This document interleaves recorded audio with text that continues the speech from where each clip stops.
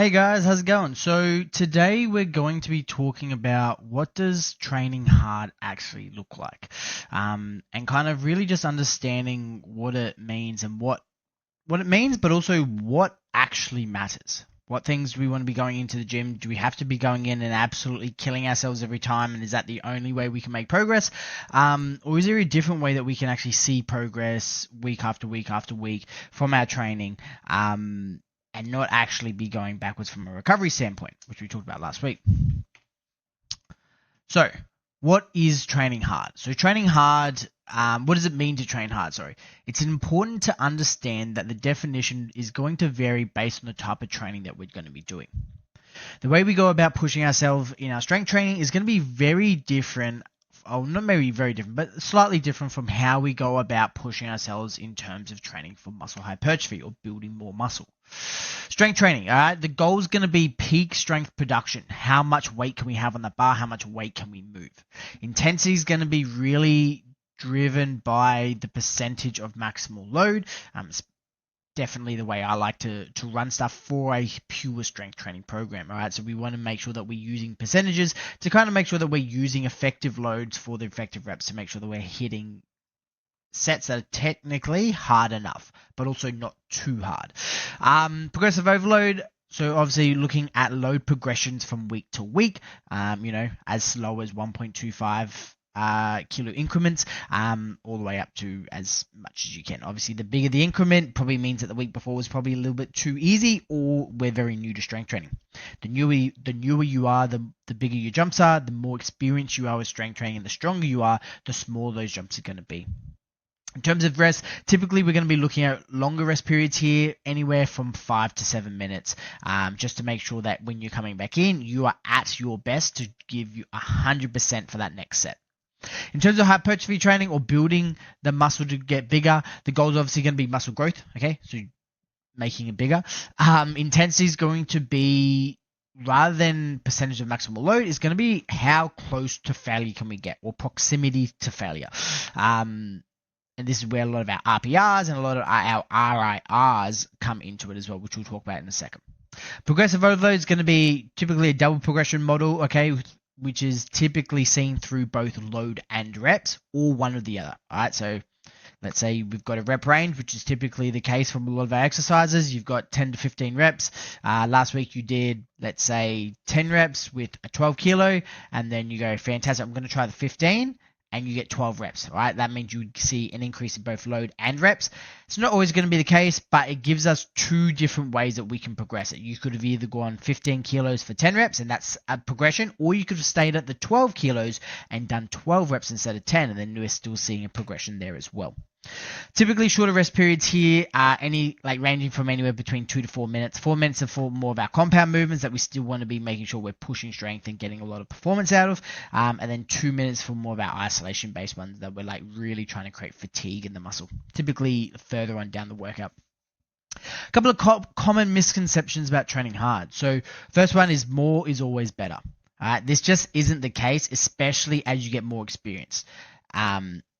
The more advanced or more experience you get, instead of looking to add things into your training program, we really want to be thinking about how can I actually take things out and only have the things in that are absolute necessities, so you can actually drive your training intensity as high as you can, because everything you have in your program is for a specific purpose and there's no fluff anywhere else. So more is definitely not always better. Always training to failure. Training to failure definitely isn't a bad thing, but doing it every single session not only is going to leave you in an absolute recovery hole, but it'll also give you nowhere to progress next week. And then obviously the risk of injury becomes way high because recovery is down and you're pushing, maximal loads and maximal weights, whether that's for 1 rep or for 10. If you're going to failure every single time, the risk of injury becomes a little bit higher. When we start talking about single joint versus multi-joint, there becomes a little bit more complex, but for the most part, single joint, you could argue that you might be able to take to failure every time. It's going to be a little bit more controlled. The overall load is going to be less. Multi-joint, you definitely don't want to be training to failure every time. But training to failure is totally fine. It's just not, you don't want to do it every single session, every single week. As you get into the end part of the program, usually those last 2 weeks, that's kind of where we want to absolutely send it, push the body, see what you're able to do. Last one's going to be, you need to be sore the next day. All right, so using soreness as an indicator of whether or not a workout was effective is just plain wrong. All right, if you're experiencing soreness, it's your body's way of telling you that you haven't fully recovered yet. And we want to optimize recovery as much as possible. So if we are doing a really, really hard workout and you're not pulling up sore, it's not the workout's problem and it's not a bad thing. It's actually probably a good thing that your recovery is on point, that you're recovering fast enough to recover from the workout that you've done. So instead of treating soreness as the evaluator, try and evaluate the session as a whole. Did you go up in weight? Did you go up in reps? Did you progress in some way in that workout? If you can tick that box and then you weren't sore the next day, you don't need to worry about it. If your training performance went backwards and you weren't sore, then that's a different case. But again, soreness isn't going to be the indicator that tells us if a workout was good or not. It's going to be your actual training performance. And then soreness just tells us how your recovery is going. If you're always really sore, it's a time for us to start to look at what can we change from our recovery standpoint to actually get to actually improve that for us as well. Progressive overload, right? So we've all heard about it at some point or time. Everyone talks about it on the internet. But a lot of times people don't really understand what it is, right? So progressive overload is going to involve a systematic increase in intensity, volume, or difficulty of your workouts over time to challenge your body and stimulate adaptation, right? We can see this through muscle growth, increased strength, and also increased endurance or cardiovascular health as well. Your body's going to be incredibly efficient at adapting to stress, especially when you repeat the same workout without any variation or increase in difficulty, right? Your body's no longer going to see a need to improve. It's the same reason why to get strong, we got to continually lift heavier and heavier and heavier and heavier to continually see that. Just like, let's put it in running perspective. If you were to run and you're only ever to do 1K and then try to go do a 10K, you're not going to, those 1Ks don't build up to a 10K. Like, you got to challenge the body to adapt, right? So, there's a little kind of graph down here, which we'll get to in a second, that kind of really starts to explain and kind of put it in a good sense of kind of where we need to be taking this adaptation from, right? So progressive overload ensures that your body is going to continually be challenged, forcing it to adapt to get stronger, build more muscle, or increase endurance. Right, so when we look at here, the little red dip is going to be our stimulus or our training, right? So you train here, let's say you train legs on Monday, bang. On probably Wednesday, you're the sorest, or your performance has decreased the most, and you definitely wouldn't want to be training here again, right? Like, you just wouldn't want to do that because your performance would go down even further. The blue part's the recovery, right? Your body's then going to recover and go, all right, we need to get back to a state that everything is balanced. And then what the body does is it's like, cool, I don't want to have that same damage applied to the system, right, from that stimulus. So what it does is it actually over recovers, or super compensation, and this is where we build a little bit extra muscle, get a little bit stronger, get a little bit fitter, so that next time when you have that same training stimulus, you don't come down as far, right? And then your recovery comes up, and like, you could probably go 2 or 3 or even like 4 workouts on the same weight and still see progression or results from that from a systematic point of view. But if we can start to see that, like, if we're always super compensating, there's going to get to a time where that stimulus is just going to keep us right here, and the body then goes, cool, I don't need to adapt at all, right? And the body does it. Body wants to find that. So to make sure that we're challenging this and we're seeing those over time, that increase in strength, muscle mass, fitness, we need to make sure that this training stimulus becomes greater each and every time. Again, like before, we talked about, it could be 1 kilo. It could be doing 3 sets at a specific weight instead of 2 sets. It could be looking at getting an extra rep, lifting an extra kilo. It could be so many different ways that we can be addressing that, which is what we're going to talk about in a second. but we just need to be thinking about how can we progressively overload this training stimulus to make sure that we're forcing the body to continually over recover so we get stronger, bigger, faster, better. Now, in terms of actual progressive overload, it's great to think of like, fantastic, we just need to progressively overload the training stimulus, but like, what the fuck does that actually mean? So we've got 3 different models we typically use. First 2 are going to be the most common, most practical. Third one is an option, but just typically doesn't get used as often. So single progression, this is going to be our standard, typically used a lot in a classic strength training program. All right, this is going to be looking at increases in weight from week to week. Very, very common in obviously powerlifting preps, because that is the goal, is to lift as much weight as possible. So this is typically what we would aim for. Outside of like powerlifting and pure strength, we don't solely opt for this, because if we were able to increase weight every single week, no matter what, forever, everyone would be benching 200 kilos. Like, it's just a matter of time. It's not a, are you going to do it? It's just like, I've just got to add more weeks to the bar and it'll be fine. It's not really the case, right? We've got a double progression method, and this is probably my favorite, and it's used the most, right? So it allows us to look for an increase in reps or an increase in weight, typically with either a maintenance or a decrease in reps. So it gives us 2 options. Look, sometimes you get really lucky and you can do both at the same week, and that's fantastic. But typically it gives us 2 options so we can find progression inside of a workout with always going, it has to be heavier.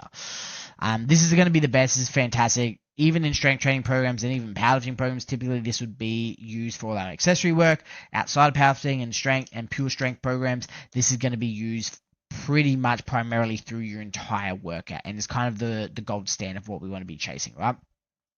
And then the last one here, we've got our triple progression model, right? So the first and the last one stay the same. So we're looking at increasing reps, we're looking at increasing weight, decreasing reps and sets, and then the middle one, which is the one that we typically don't use too often, is an increase in sets.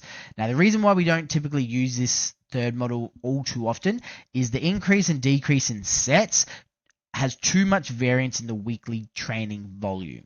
So the main time when I would be looking at using a triple progression, and we're adjusting sets as well, would be typically more of a individual newer to training, with the goal being increased work capacity rather than, you know, your classic strength or hypertrophy based goals.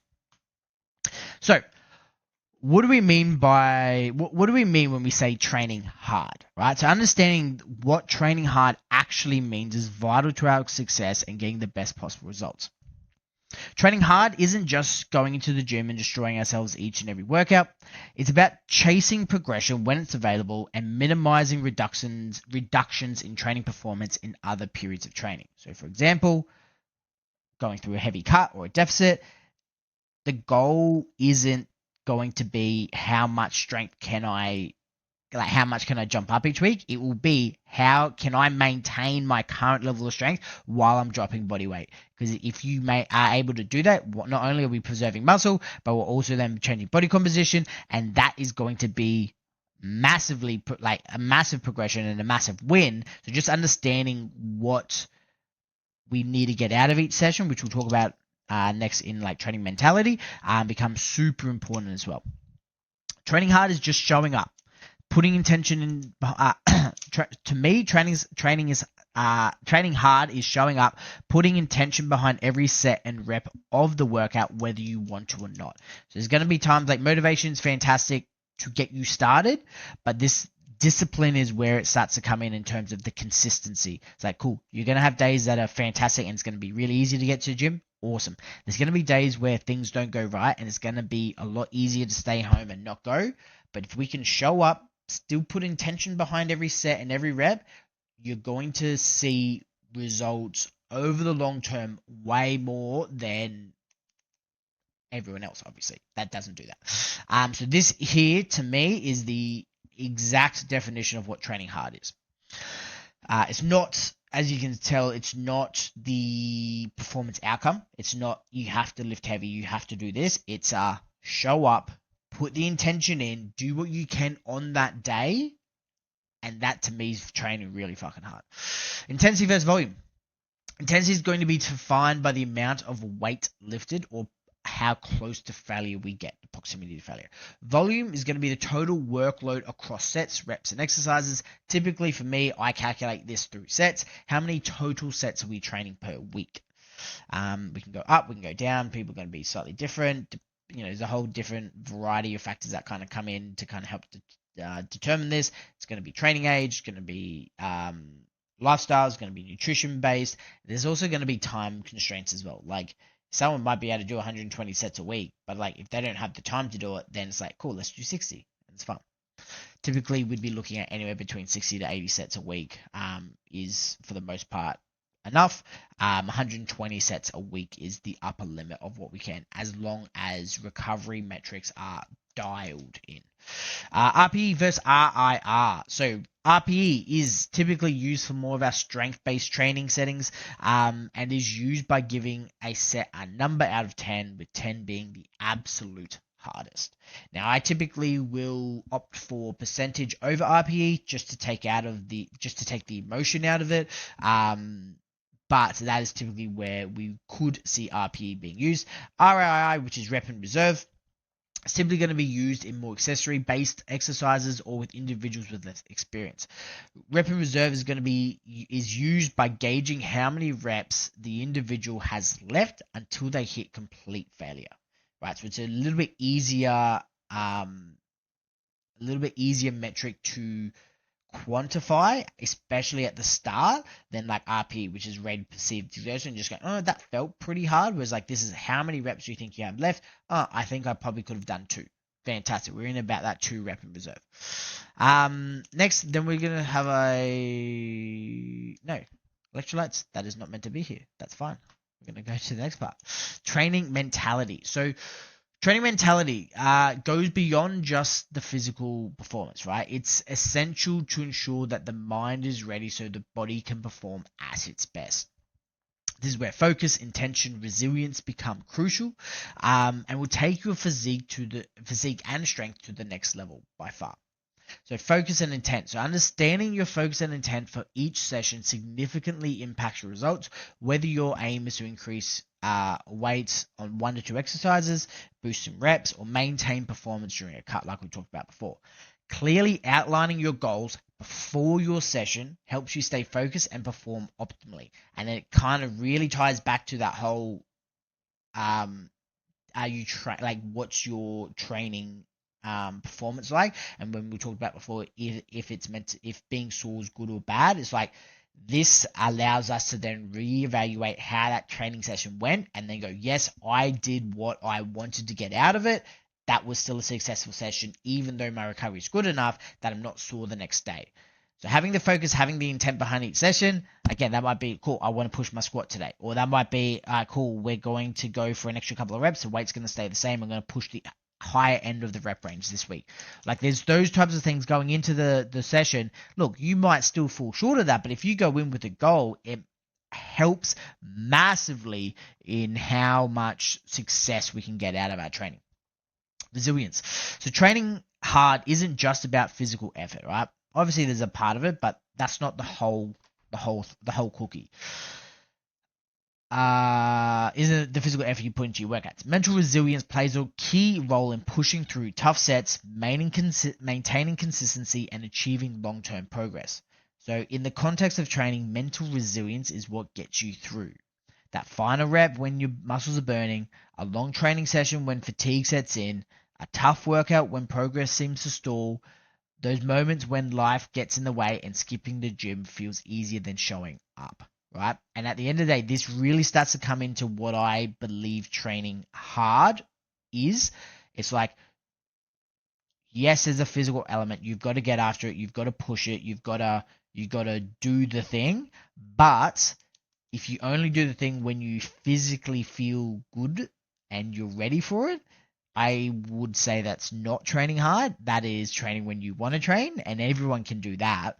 But showing up when you don't feel like it, having that consistency, because at the end of the day, that is the most important thing, is being consistent with everything. And then to be, especially to see that long-term progress, and then push those sets as close to failure as we want it to be, right? So getting that final rep. We've all done a session that's really long, maybe taking slightly longer than we needed it to be. You're one set left, and you're like, I'm just gonna skip it today. We'll come back. It'll be fine. It's only one set. But it's like this resilience that goes, no, that one set. If you do that again and again and again, all of a sudden you've missed. If you do that once a week for the entire year, you've missed 52 sets. If you do that multiple days a week, you're probably looking at close to 150 to 200 sets a year. You can't tell me that's not going to make massive changes to the way you look and how strong you are by the time we get to the end of the year. So that mental resilience is a massive piece that plays a massive role in how we perform and the results we get out of our training, especially long term. Now, at the end of the day, putting this all into practice, right? So when's the right time to use dumbbells? Should we be using machines? Should we only be using barbells? Like, what's the case? There's so much information out there, and it's extremely confusing on how we should actually train, where you should start, and how you should progress your training as well. Right? So for me, I personally created and used this table to quantify when individuals should progress from one fundamental training style to another. It doesn't mean you can't utilize all three, but the bulk of your training should be focused around a certain aspect to get the best and fastest results. Level 1, if we can see here, these are going to be kilos, for example. All right, so this is a body weight for a 100-kilo person, male and female. We've got about, 6 disciplines here. I believe that you need to be achieving at least 4 of the 6 in a specific level before moving to the level 2, right? So level 1's typically all about improving work capacity, strength, functional stability of the body. Typically, we want to be using machines here, because we can increase these qualities the fastest using machines, right? So we're kind of just trying to get a really good base level, right? So if you're a male at 100 kilos, you'd want to be squatting like 55 kilos before you can then progress to level 2. For female, you're at 44, right? And then there's all the rest. Level 2 is all about getting into the foundation of strength training, right? And building a strength base that's going to carry us into our later phases of training. So a lot of people want to get jacked, build an awesome physique, and they kind of go from potentially level 1. Sometimes they skip this, but usually they tick these off. And then instead of going through the next 2 levels, they go straight to level 4, which is hyper specificity.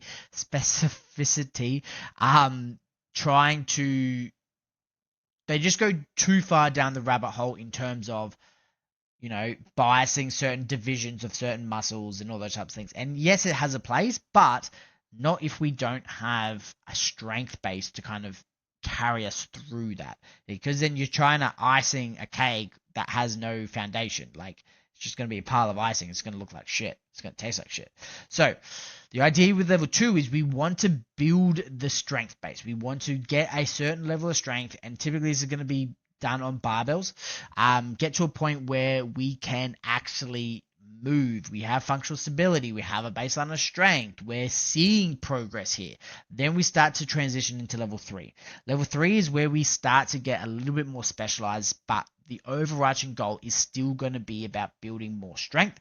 So all of our other work is more effective, and that's the biggest thing, is like we're building strength not just because we want to be strong, but with the goal that once we build the strength, our hypertrophy work, our sports specific work, our hyper specificity in terms of trying to target a specific muscle with specific divisions of those fibers becomes way more effective and actually works once we have the strength behind us. So then we have our level 3. Once we get through level 3, we then go to level 4, right?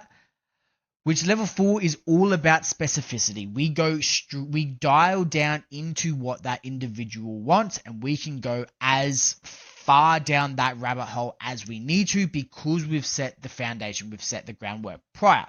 So for example, if that is someone that wants to get as strong as possible. We kind of continue what we're doing and we just keep boosting strength. Fantastic. Let's keep going. Let's keep running with that. If it's someone that wants to do more physique, bodybuilding, body composition change, then we start to shift it back into more machine-based work where we start to then go super specific and specialize into certain muscles that we need to bring up to develop the physique, or certain divisions of that muscle. So for example, you might go, lats are looking really good, but the lower lat needs more work, so we start to bias that division. There's no point doing that if you can't deadlift, or you can't do a pull-up, or you don't have a back at all. There's no point trying to specialize on something that you don't have. Once we build the strength, it builds the physique, and then we come in with the specialization or the sniper, and we just go, yeah, sweet, we need to fix this, not try and fix stuff that we don't even know is a problem yet because we have nothing to actually fix. So typically, this is what it means to train hard. This is what it means to put it into practice. This is what it means when we talk about mental toughness as well. Hopefully we get a little bit out of it, and hopefully it just gives you a little bit more of a direction when it comes to training, and where we should actually be pushing and what actually matters as well. Awesome, guys. That's all for me. If you have any questions, shoot them through. Otherwise, have a fantastic day, and I'll talk to you guys soon.